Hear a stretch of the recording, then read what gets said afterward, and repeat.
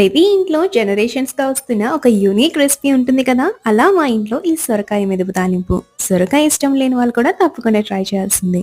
ఎందుకంటే సొరకాయ తింటున్న ఫీల్ అయితే మనకెక్కడా అనిపించదు.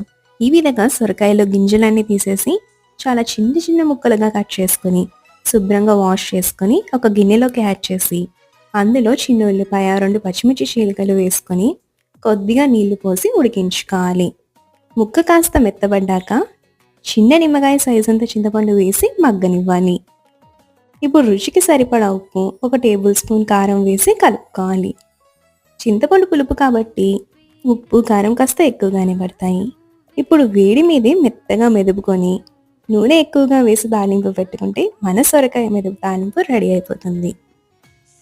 అన్నంలో చక్కగా నెయ్యి వేసుకొని ఆమ్లెట్‌తో పేర్ చేసుకుంటే అదిరిపోతుంది. సో ఆనపకాయ హేటర్స్ ట్రై చేయడం మర్చిపోకండి.